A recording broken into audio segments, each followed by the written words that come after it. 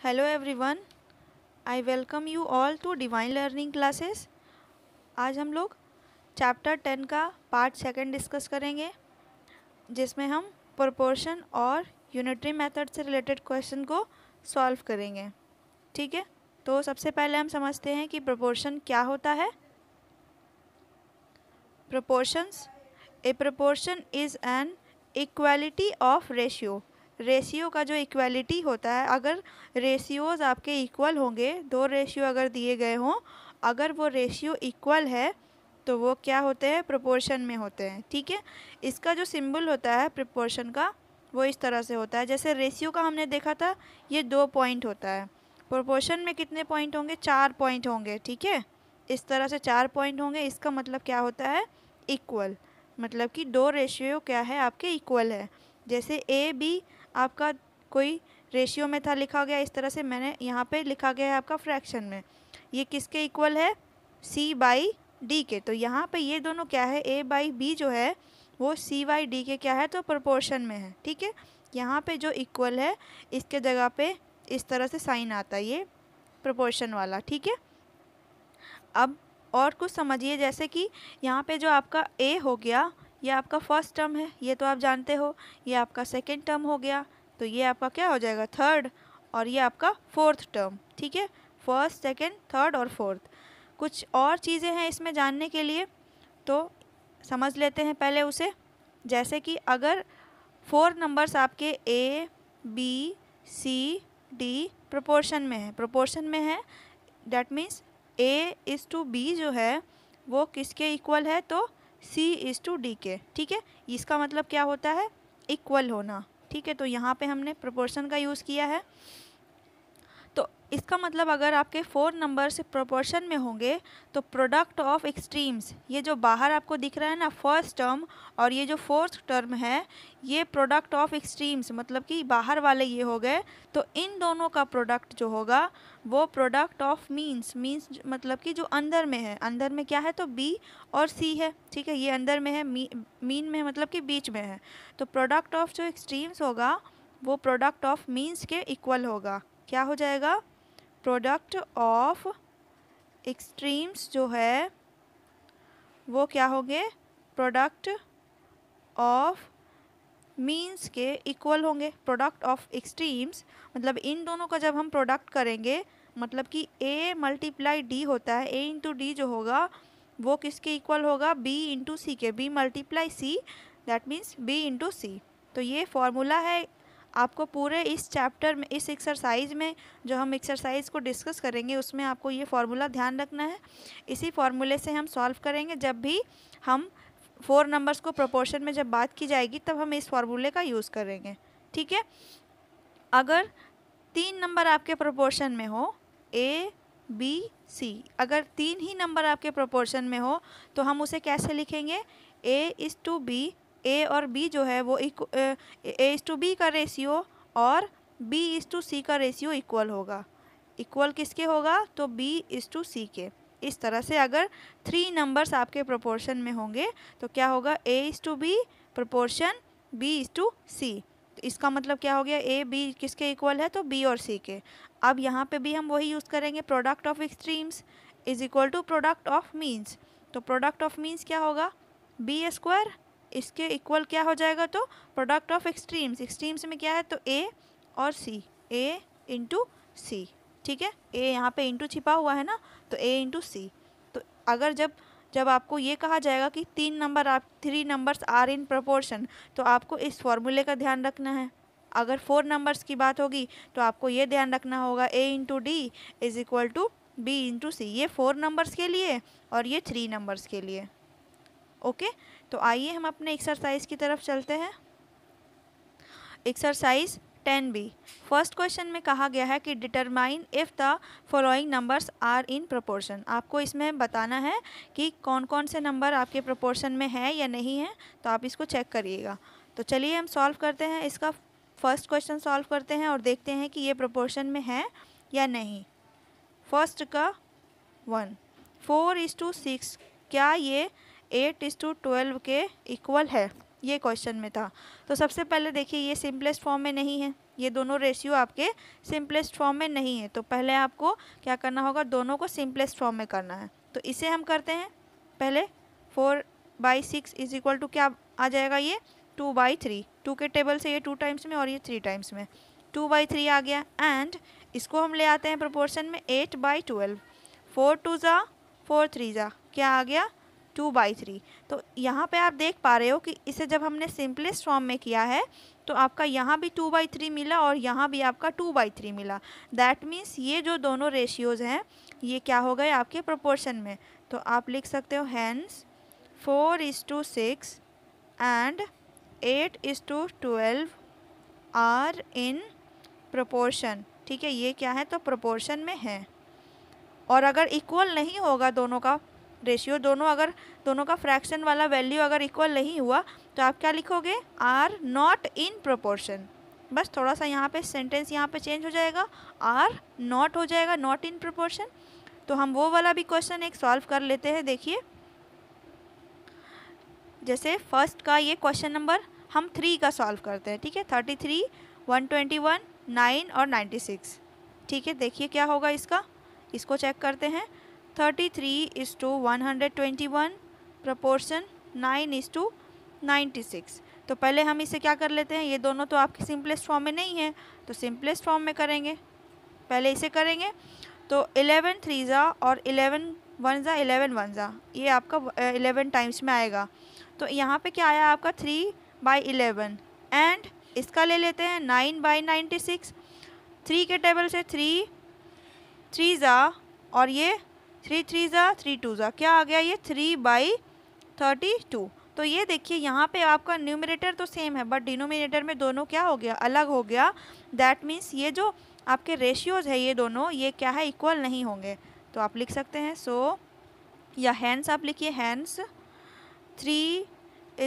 33:121 not equal 9:96। आप इस तरह से भी लिख सकते हो नॉट इक्वल करके, या फिर आप लिख सकते हो they are not in proportion.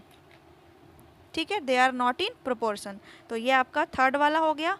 तो इस तरह से जब भी अगर प्रोपोर्शन में होगा तो उसमें हम लिखेंगे और जब नहीं होगा तो हम इस तरह से लिखेंगे। ओके, नेक्स्ट क्वेश्चन की तरफ हम चलते हैं।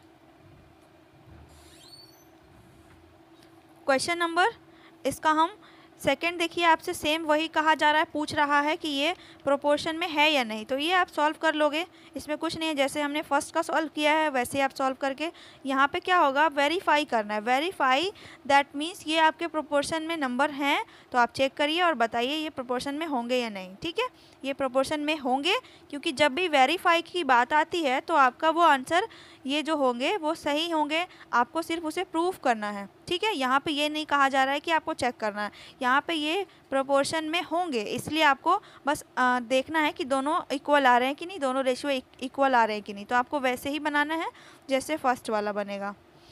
क्वेश्चन नंबर 3 का डिस्कस करते हैं। Find the value of x, x की वैल्यू आपको बतानी है। तो देखिए इसका हम एक क्वेश्चन अगर सॉल्व करेंगे तो बाकी आप खुद से सॉल्व कीजिएगा। ओके, आपको वो फार्मूला ध्यान रखना है, product of extremes is equal to product of means. ठीक है, तो 3 का 1 में जो है 55:11 इक्वल x:6, इसको इक्वल बोलते हैं ना, ये 4 पॉइंट होंगे आपके। तो अब देखिए इसको ये फार्मूला लगाना होगा यहाँ पे, इस तरह से आप लिखिए, product of extremes is equal to product of means. ठीक है, product of extremes product of means के इक्वल है। तो चाहे पहले आप प्रोडक्ट ऑफ मीन्स का करिए या फिर प्रोडक्ट ऑफ एक्सट्रीम्स का करिए, तो पहले आप कोई सा भी लिख सकते हो, ये भी पहले लिख सकते हो, ये बाद में लिख सकते हो। ठीक है, तो चलिए अगर हम मीन्स का करेंगे तो हमें क्या मिलेगा, 11 × x, ये बीच वाला क्या हो जाएगा 11 × x। ओके, इक्वल हो गया। प्रोडक्ट ऑफ एक्सट्रीम्स बाहर वाले का करेंगे तो 55 को 6 से, 55 × 6 प्रोडक्ट बताना है तो मल्टीप्लाई होगा ना। अब देखिए ये 11 से 5 टाइम्स में, 11 5 ज़ा। ठीक है, तो यहाँ पे आपको पता चल गया x इज इक्वल टू क्या है, तो 5 6 ज़ा 30। ठीक है, तो x का वैल्यू क्या आ गया आपका सो x इज इक्वल टू 30। यहाँ पे ही आपका आंसर हो गया। इसी तरह से आपको सारे क्वेश्चन में आपको x की वैल्यू निकालनी है, तो आप बिल्कुल इसी फॉर्मूले पे सारा क्वेश्चन सॉल्व करोगे। ओके, नेक्स्ट क्वेश्चन पे अब हम चलते हैं। क्वेश्चन नंबर 4, इसमें तो आप बना ही लोगे, इसमें ट्रू और फॉल्स बताना है। तो आप देखिए कि यह प्रोपोर्शन में है या नहीं। अगर प्रोपोर्शन में होगा दोनों रेशियो तो आप उसमें ट्रू करोगे, और अगर नहीं होगा तो आप उसमें फॉल्स करोगे। ठीक है, तो इसको आपको चेक करके मतलब कि बनाना है और उसके बाद देखना है कि इक्वल हो रहे हैं या नहीं। खुद से सॉल्व कीजिएगा। Question number 5, determine if the following ratio form a proportion. आपको यहाँ भी क्या करना है कि आपको चेक करना है, बताना है कि क्या ये रेशियोज प्रोपोर्शन में है या नहीं। तो आपको जैसे फर्स्ट वाला बताया वैसे ये भी बनेगा। इसमें आपका सिर्फ क्या लगा हुआ है, इसमें आपको यूनिट लगा के दिया गया है। तो यूनिट वाला हम एक क्वेश्चन सॉल्व कर लेते हैं। यूनिट में भी कुछ नहीं, आपका सेम वैसे ही बनेगा फर्स्ट के जैसा ही, लेकिन फिर भी मैं आपको एक क्वेश्चन बता रही हूँ।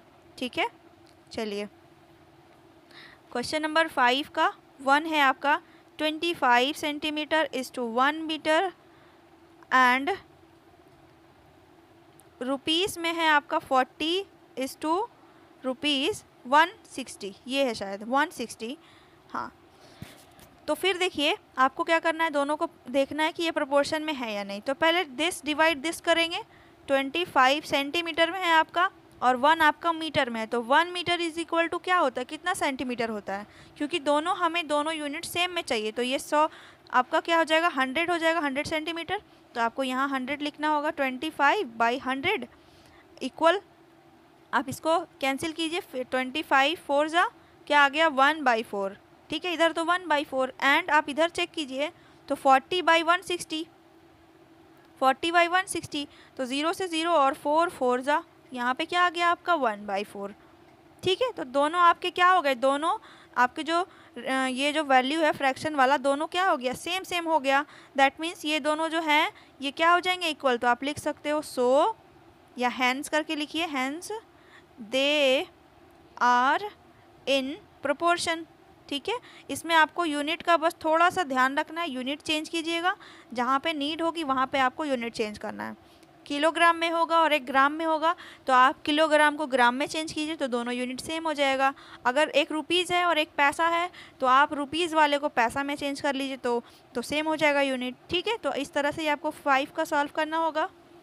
नेक्स्ट क्वेश्चन देखिए, 5 तक तो हो जाएगा। क्वेश्चन नंबर 6 यहाँ है, in a proportion the first, second and fourth terms are 51, 68 and 108 respectively. Find the third term. आपको दिया गया कि पहला, सेकेंड और फोर्थ, मतलब कि 3 टर्म्स आपके दिए गए हैं, इतने हैं। तो आपको थर्ड टर्म बताना है। तो आपको लिखना कैसे होगा, ये फर्स्ट वाला है, मतलब कि ए वाला क्या है तो 51 है, बी कितना है तो 68 है, और फोर्थ मतलब कि डी कितना है तो 100 है, तो सी आपका मिसिंग है। तो आपको ये सी यानी कि थर्ड टर्म बताना है। तो चलिए इसको कैसे सॉल्व करते हैं, ध्यान से देखिएगा। आप लिखिए, ये हो गया ए इस टू बी लिखते हैं, तो ए इस टू बी आपका बी दिया गया था। अब आपका सी नहीं है तो सी के जगह पे आप क्या मान लोगे, एक्स मान लोगे। लेट, आप मान सकते हो let third term be X, आप ऐसे मान के लिख लीजिए। चलिए मैं लिख देती हूँ, let third term be X. तीसरा टर्म आपका क्या है तो एक्स है, क्वेश्चन नंबर 6 का। तो इसे कैसे लिखेंगे, 51 is to 68 proportion X is to 108। अब यहाँ पे आपको क्या करना है, product of means is equal to product of extremes. तो this multiply this and this multiply this, तो 68 मल्टीप्लाई एक्स। जब भी एक्स वाला होगा ना तो आपको स्टार्टिंग में ही लिख दीजिए। ठीक है, आपको स्टार्टिंग में ही लिख देना है, आपको आसान हो जाएगा। और बाकी जो जिसके साथ एक्स नहीं है वो आप बाद में इक्वल के बाद में लिख दीजिए। तो 51 मल्टीप्लाई 108। ठीक है, तो आप देखिए ये कौन से टेबल से कैंसिल आपका हो जाएगा, आप ही बताओ। ये 51 और ये 108, तो आपका ये कौन से टेबल से कैंसिल होगा, आप खुद बताओगे। तो 17 से अगर कर लेते हैं, 17 3 जा और 17 4 जा। ठीक है, फिर देखिए आपका 4 से ये कैंसिल हो जाएगा, 4 2 जा 8 और 4 7 जा। ठीक है, तो 27 टाइम्स में इधर आपका क्या आ गया, एक्स आ गया, और इस तरफ आपका 3 मल्टीप्लाई 21 क्या आ गया 81। तो आपका x का वैल्यू कितना है तो 81 हो गया, मतलब कि आपका थर्ड टर्म क्या हो गया तो 81। So third term is 81। इसी तरह से आपको सॉल्व करना था। जब भी आपको इस तरह से पूछा जाए फोर्थ टर्म बताइए या फिर सेकेंड टर्म बताइए तो आप ऐसे ही सॉल्व कीजिएगा। ओके, नेक्स्ट क्वेश्चन पे चलते हैं। क्वेश्चन नंबर 7 देखिए, आप खुद सॉल्व करेंगे। फर्स्ट, थर्ड और फोर्थ बताया गया है आपको, तो आपको सेकंड बनाना है तो आप बना लेंगे, कोई प्रॉब्लम नहीं होगी। Question number 8, show that the following numbers are in continued proportion. मतलब कि ये जो नंबर्स दिए गए हैं आपको ये प्रूफ करना है, आपको ये दिखाना होगा कि ये जो नंबर्स है ये कंटिन्यूड है, प्रोपोर्शन में कंटिन्यू है। तो कैसे सॉल्व करेंगे, हम एक क्वेश्चन इसका सॉल्व करते हैं।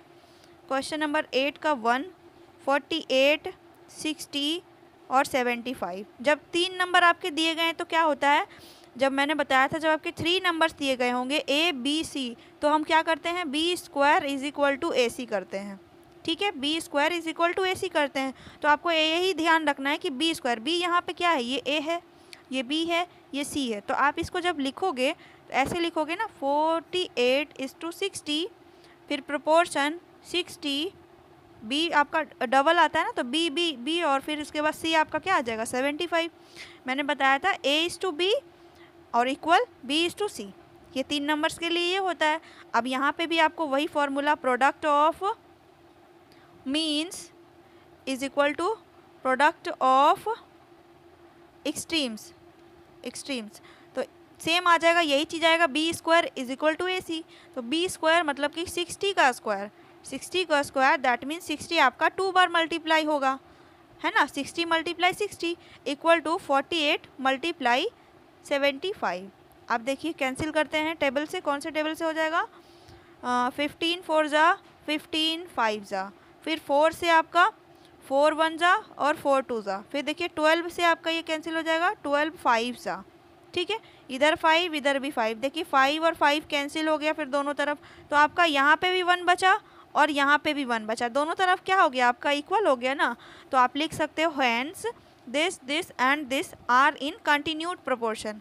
आप लिखिएगा नीचे, हैंस 48 60 एंड करके लिख लेना, 75 आर इन, ऊपर लिख दे रही हूँ, continued, are in continued proportion. ठीक है, आप लिख लीजिएगा, थोड़ा यहाँ पे स्पेस कम है इसलिए इस तरह से हुआ है। ओके, तो इस तरह से आपको 8 का सारा क्वेश्चन सॉल्व करना है। ठीक है, नेक्स्ट क्वेश्चन पे अब हम मूव करते हैं। क्वेश्चन नंबर 9, ये देखिए आपका हिंट भी दिया गया है, इफ़ 9x और 49 are in proportion find the value of x। तो आपको B square is equal to A C करना था, तो देखिए आपको हिंट में भी दिया गया X square is equal to 9 × 49। ठीक है, तो आपको यहाँ से आप सीधा निकाल सकते हो, इतना की ज़रूरत नहीं है, ये सब आप छोड़ भी सकते हो। x इज इक्वल टू 9 × 49 है ना, तो आप क्या करोगे, ये जो x का स्क्वायर में है, तो स्क्वायर में है, जब स्क्वायर में इक्वल के दूसरी तरफ स्क्वायर में है तो इधर जब जाता है तो उसका रूट में आ जाता है। ठीक है, तो ये स्क्वायर इधर जब आएगा तो इसका रूट में आ जाएगा, या फिर आपको इस साइड भी स्क्वायर करके लिखना होगा, नंबर्स का स्क्वायर। तो आप ऐसे भी लिख सकते हैं जैसे था आपका x square is equal to 9 × 49। तो आप इसको भी स्क्वायर में बना के लिखो, या फिर इस स्क्वायर को उधर जब भेजोगे तो रूट में आ जाएगा। तो आप ऐसे ही बना लीजिएगा, X square is equal to, ये किसका स्क्वायर है, तो आपको पता होगा ये 3 का स्क्वायर है, मतलब कि 3 3 जा 9 होता है, मल्टीप्लाई ये किसका स्क्वायर है, तो ये 7 का स्क्वायर है, 7 7 जा 49, तो 7 का स्क्वायर लिख लेंगे। ठीक है, तो इस तरह से हमने स्क्वायर के फॉर्म में इसको लिख लिया। अब देखिए ये स्क्वायर से स्क्वायर सबका स्क्वायर हो जाएगा कैंसिल, तो यहाँ पे आपका x बचा और यहाँ पे क्या बचा, 3 × 7। ठीक है, अब क्या आप लिख सकते हो, x इज इक्वल टू 3 7 जा 21, तो आपका आंसर क्या हो गया, 21 हो गया। ओके, ऐसे ही आपका ये क्वेश्चन नंबर 9 था, 9 नहीं शायद 10 वाला था, मैं देख लेती हूँ कौन सा क्वेश्चन है ये, मे बी 9 है, क्वेश्चन नंबर 9 था ये।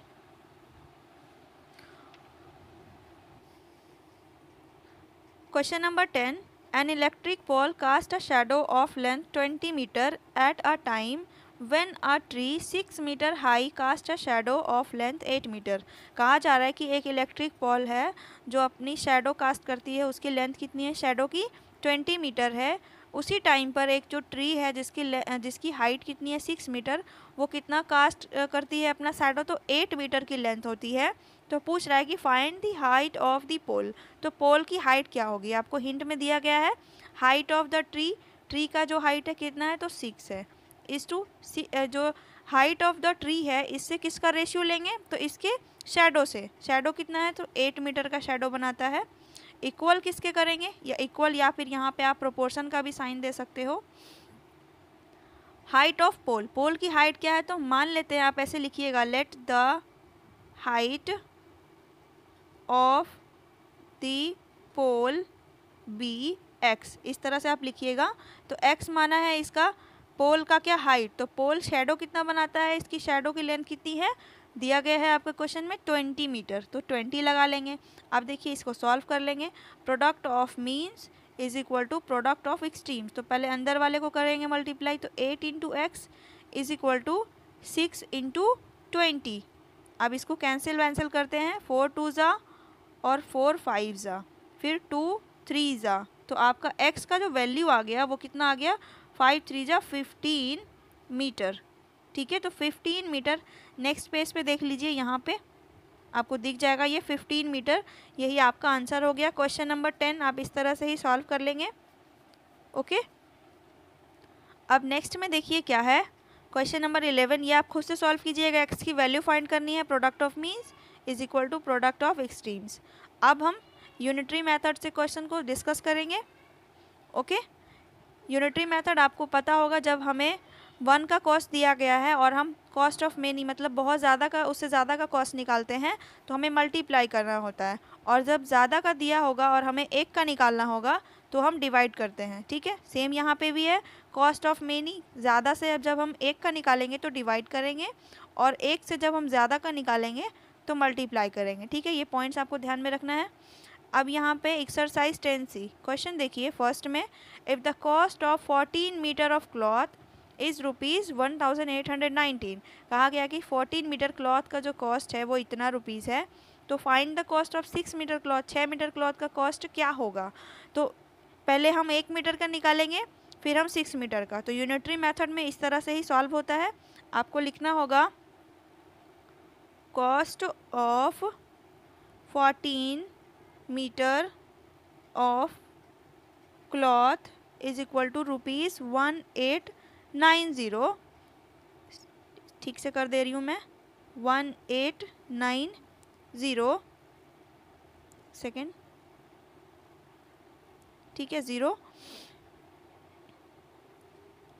अब देखिए कॉस्ट ऑफ 1 मीटर क्लॉथ का निकाल लेते हैं। 1 मीटर क्लॉथ का कॉस्ट क्या होगा, तो इससे कम होगा। तो कम के लिए हमें क्या करना होगा, डिवाइड। इसमें कितने से डिवाइड करेंगे, तो 14 से, 14 हो या जो भी होगा उससे डिवाइड करेंगे। ठीक है, इतना हो गया। अब हमें निकालना है, क्वेश्चन में आपको दिया गया 6 मीटर का। तो 6 metre of cloth is equal to, जब 6 का निकालेंगे तो इस नंबर में हम ये जो 1 मीटर का आया है उसमें हम 6 से मल्टीप्लाई करेंगे। 6 ऊपर आ जाएगा। अब कैंसिल वैंसिल करके जो आपका आएगा वो आप रुपीज़ में लिख लीजिएगा, वही आपका आंसर हो जाएगा। ठीक है, तो इस तरह से ही यूनिटरी मेथड का क्वेश्चन सॉल्व करना है आपको। ओके, नेक्स्ट क्वेश्चन में देखिए ये भी सॉल्व हो जाएगा आपका। If the cost of a dozen soap is rupees इतना। ए डजन सॉप मतलब कि 12 सॉप का जो कॉस्ट है वो कितना है, तो इतना रुपीज़ है। तो इस तरह से आपको 15 सॉप का कॉस्ट आपको बताना है। सेम जैसे फर्स्ट का होगा वैसे ही ये भी होगा। आप क्या लिखोगे, कॉस्ट ऑफ 12 शॉप इज़ इतना। Cost of 12 shop is equal to rupees 285.60। ठीक है, 660 मतलब 60 पैसा। फिर निकालना होगा कॉस्ट ऑफ 1 शॉप। 1 शॉप का कॉस्ट क्या होगा, तो इसमें आपको 12 से डिवाइड करना है, फिर आपको 15 का निकालना है। ठीक है, हो जाएगा, बहुत इजी है। तो ये सब आपका सॉल्व हो जाएगा, 7 तक आपका सॉल्व हो जाएगा। नेक्स्ट पे मूव करते हैं।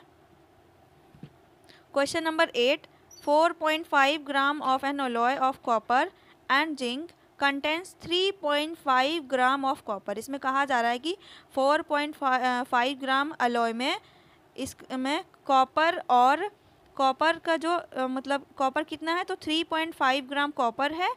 और उसके बाद पूछा जा रहा है कि what weight of copper will there be in 18.9 gram of the alloy. तो पूछ रहा है कि 18.9 ग्राम अलॉय में कॉपर कितना है, मतलब कि इतना अलॉय में इतना कॉपर है, तो इतने अलॉय में मतलब कि धातु होता है ना, तो उसमें आपको बताना है कि कॉपर और जिंक का मिक्सचर जो है उसमें पूछ रहा है कि कितना उसमें आपका क्या है, तो कॉपर कितना है इतने वाले में, इतना वेट में कॉपर कितना हो जाएगा। तो हम इसको सॉल्व कर लेते हैं। देखिएगा, आप लिखिएगा इस तरह से, let the weight of copper be X. ठीक है, एक्स मान लिया। देन आपका दिया गया था ये 4.5 में कितना है, 4.5 ग्राम अलॉय में कॉपर कितना है, तो 3.5 है। इस तरह से हमने इसका रेशियो निकाला। और ये इक्वल किसके करेंगे, तो 18.9 ग्राम अलॉय में कितना कॉपर है, तो एक्स से हम इसका रेशियो निकालेंगे। ठीक है, तो दिस और दिस को इक्वल करना है, तो आपको क्या निकालना था, प्रोडक्ट ऑफ मीन्स और फिर प्रोडक्ट ऑफ एक्सट्रीम। तो इन दोनों को मल्टीप्लाई करेंगे, फिर इन दोनों को करेंगे। देखिए क्या करेंगे, पहले इसको इससे मल्टीप्लाई कर लेते हैं और इसको इससे करेंगे। तो पहले हम x वाला ही टर्म लिख लेते हैं, मैंने आपको ये बताया था। 4.5 into X is equal to 3.5 multiply 18.9। अब देखिए कौन से टेबल से आ जाएगा, पॉइंट से आपका ये पॉइंट एक कैंसिल हो जाएगा, 5 9 ज़ा 5 7 ज़ा। ठीक है, फिर 9 से 9 2 ज़ा 9 1 ज़ा। अब इधर x बच गया और इधर आपका क्या बचा, 21 मल्टीप्लाई 7 क्या आ जाएगा, 147। और ये आपका पॉइंट में, सॉरी यहाँ पे पॉइंट रह गया, तो 14.7 ग्राम जो भी आपका यूनिट होगा वो आपको लिखना है। So the weight of copper is इतना लिख सकते हो। So the weight of copper is equal to 14.7 gram. यहाँ पे पॉइंट भी है, 14.7 ग्राम। ओके, नेक्स्ट क्वेश्चन पे चलते हैं।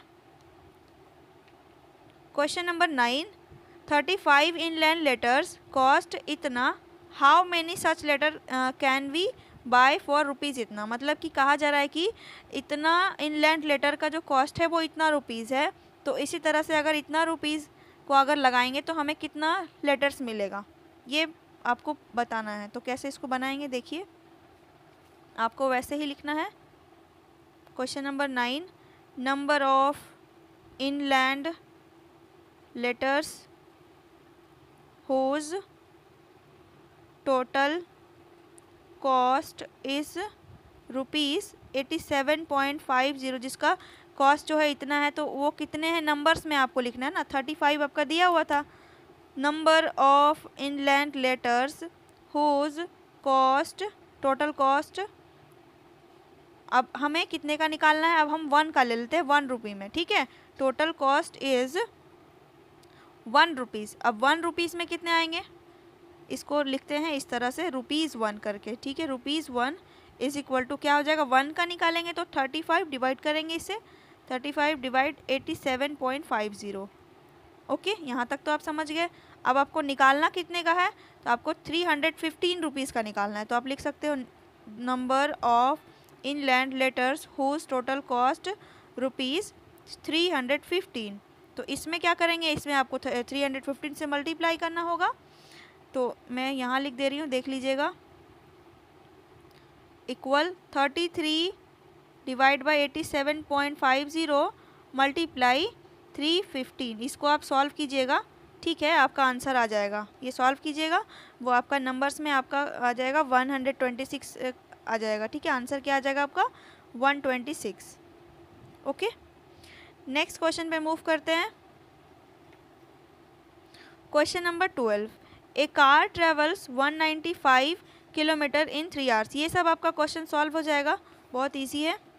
तो इसमें कहा जा रहा है कि कार जो है 3 आवर्स में इतना किलोमीटर ट्रैवल करती है। तो क्वेश्चन पहला क्या है, how long will it take to travel 520 kilometre. तो ये कितना टाइम लगाएगी इतना किलोमीटर डिस्टेंस कवर करने में। और सेकंड में पूछ रहा है कि 7 आवर्स में ये कितना 7 आवर्स में ये इसी स्पीड से कितना डिस्टेंस वो ट्रैवल कर लेगी। ठीक है, 2 क्वेश्चन है। इसी तरह से ही आपको ये 13 भी बन जाएगा, 14 भी बन जाएगा। तो मैं 12 का आपको बता रही हूँ, देख लीजिएगा। आपको ऐसे लिखना होगा, time taken by the car to travel 195 kilometre is equal to 3 hours. 3 hours का टाइम लेती है। Time taken by the car to travel 1 kilometre. अब 1 किलोमीटर का निकालेंगे तो क्या करेंगे, डिवाइड करेंगे। 3 में डिवाइड कर लेते हैं 195 से। अब हमें निकालना है time taken by the car, कितने किलोमीटर का पूछा गया था। ये फर्स्ट का आंसर है। ठीक है, यहाँ पे ये जो है फर्स्ट का आंसर हो रहा है। 520 किलोमीटर का पूछ रहा है। तो इज इक्वल करेंगे 3/195 मल्टीप्लाई 520। अब इसको कैंसिल कर लेते हैं। 3 से आपका ये आपका 13 से 13 4 ज़ा, 13 1 ज़ा और 13 5 ज़ा। ठीक है, फिर 3 से आपका ये 5 टाइम्स में, 5 से आपका ये 8 टाइम्स में। आपका कैंसिल होके जो आया है वो आया है सिर्फ 8 क्या होगा ये आवर्स। ठीक है, क्योंकि यहाँ पे हमें टाइम बताना है तो आवर्स में लिखेंगे। तो ये आपका 12 का 1 का हो गया। इसका हम क्वेश्चन नंबर 2 का सॉल्व करते हैं। स्क्रीनशॉट आप ले लेना। अब 2 में देखिए क्या पूछा गया, आपको डिस्टेंस पूछा गया और टाइम दिया है। तो आप ऐसे ही लिखिएगा इसका भी, distance covered by the car in 3 hours. 3 hours में जो डिस्टेंस कवर करती है वो आपका दिया है क्वेश्चन में 195 किलोमीटर। तो आपको लिखना क्या होगा, पहले 1 का निकालना है, distance covered by the car in 1 hour. 1 hour में कितना करेगी, तो इससे कम करेगी। ठीक है, 195/3। अब आपको निकालना क्या है क्वेश्चन नंबर 2 में, तो पूछ रहा है इसमें कि 7 आवर्स में कितना डिस्टेंस तय करेगी। तो distance covered by the car in 7 hours. 7 hours में क्या करेगी, तो ज़्यादा में क्या होगा, मल्टीप्लाई 3 से कैंसिल करेंगे इसको। 3 6 ज़ा 3 5 ज़ा 65 मल्टीप्लाई 7। आपका आंसर आ जाएगा 455 किलोमीटर। यहाँ तक आपका आंसर हो गया। ये क्वेश्चन नंबर 12 का 2 हो गया। ठीक है, 12 का 2 आप स्क्रीनशॉट ले लीजिए। 13 और 14 आपका सॉल्व हो जाएगा। अब नेक्स्ट क्वेश्चन पे मूव करते हैं। 15 में देखिए क्या है, number if 48 boxes contains 6000 pens. अगर 48 बॉक्स में इतने पेन्स हैं तो पूछ रहा है कि how many such boxes will be needed for इतना पेन। इतना पेन के लिए कितना बॉक्स की ज़रूरत होगी। ठीक है, आपको बॉक्स निकालना है कि इतना पेन को आप कितने बॉक्स में रख सकते हो। तो बस वैसे ही सॉल्व करते जाना है। Number of boxes containing 6000 pen, जिसमें 6000 पेन रख सकते हैं, वो कितना है, तो 48 बॉक्स है वो। तो अब हमें number of boxes containing 1 pen का निकालेंगे। 1 पेन का तो क्या करेंगे, 48 में डिवाइड करेंगे 6000 से। अब निकालना है क्या क्वेश्चन में, number of boxes containing 1875 pens. ये 7 है। तो क्या करेंगे, मल्टीप्लाई 48/6000 मल्टीप्लाई, यहाँ पे देखिए स्पेस ही नहीं है, नीचे लिख दिया जा रहा है, देख लीजिएगा। यहाँ पे लिख दे रही हूँ 48, नीचे आपका 6000 मल्टीप्लाई 1875। अब आप इसको सॉल्व कर लेना, आपका आंसर आएगा 15 बॉक्स। ठीक है, ये 15 आपका आ जाएगा। बस यहीं पे आपका आंसर हो गया। ओके, नेक्स्ट क्वेश्चन नंबर देखिए आपका 16 भी सेम है। 16 मैं बता रही हूँ आपको, 17 18 और 19 सेम वैसे ही बनाना है। मैं आपका सिर्फ 16 सॉल्व करूँगी। सेम आपको ये तीनों क्वेश्चन बन जाएगा। तो देखिए इसमें क्या कहा जा रहा है, 24 workers can build a wall in 15 days. कहा जा रहा है कि 24 वर्कर्स जो है 15 डेज में किसी वॉल को, किसी दीवार को बनाते हैं। How many days will 9 workers take to build a similar wall. कहा जा रहा है कि इसी तरह के एक वॉल को बनाने में 9 वर्कर्स कितने दिन लगाएंगे, आपको डेज बताना है। तो चलिए सॉल्व करते हैं। पहले आपको ये समझना होगा कि नंबर ऑफ़ डेज जो है वो 24 वर्कर अगर किसी वॉल को 24 वर्कर अगर किसी वॉल को एक दिन में बना रहे हैं, तो अगर पूछ दिया जाए कि एक वर्कर उस वॉल को कितने दिन में बनाएंगे, तो आपको पता है क्या होगा इसमें एक वर्कर आपके ज़्यादा दिन में लगाएंगे ना, ज़्यादा दिन लगाएंगे बनाने में, तो ज़्यादा में आपको क्या करना होगा, मल्टीप्लाई करना होगा। ठीक है, मतलब कि अब तक हमने जो क्वेश्चन सॉल्व किया था उसमें हम 1 के लिए डिवाइड कर रहे थे, बट हम इसमें 1 के लिए मल्टीप्लाई करेंगे, क्योंकि आपका क्वेश्चन है ऐसा कि 24 वर्कर अगर 15 डेज में बनाते हैं तो एक वर्कर क्या लेंगे, ज़्यादा टाइम लेंगे, तो ज़्यादा में मल्टीप्लाई होगा। फिर इस तरह से 9 वर्कर का निकालेंगे, तो 9 वर्कर, तो फिर उसमें सॉल्व करना है। देखिए क्या होगा, समझ लीजिए। Number of days taken by 24 workers to build a wall is equal to 15 days. 15 days लगाते हैं किसी वॉल को बनाने में, तो number of days taken by 1 workers to build a wall. 1 workers कितना टाइम लेंगे जी, तो 1 वर्कर्स तो ज़्यादा टाइम लेंगे ना, तो 15 में हम क्या करेंगे, 24 से मल्टीप्लाई, 24 से मल्टीप्लाई। ठीक है, यहाँ पे देखिए मल्टीप्लाई नहीं कर रही हूँ, नेक्स्ट लाइन में हम सॉल्व करेंगे। अब आपको लेना किसका है, तो number of days taken by 24 sorry कितना पूछा गया है, 9 पूछा गया है। अब 9 वर्कर्स क्या लेंगे, तो 1 वर्कर तो ज़्यादा ले रहे थे, लेकिन अब 9 वर्कर जब आएंगे तो अब कम टाइम लेंगे, तो अब इसमें फिर आपको डिवाइड करना होगा। किससे डिवाइड करेंगे, तो 9 से डिवाइड करेंगे। ठीक है, तो 9 से डिवाइड कर लेते हैं। इसमें 3 3 ज़ा 3 5 ज़ा 3 8 ज़ा और 8 5 ज़ा 40, तो 40 डेज़। 40 डेज़ में 9 वर्कर जो है उस वॉल को बना लेंगे। ठीक है, तो 40 आपका आंसर हो गया। तो ये चैप्टर आपका चैप्टर 10 कंप्लीट हो गया है। अब हम नेक्स्ट वीडियो में नेक्स्ट चैप्टर पढ़ेंगे। Thank you and have a good day.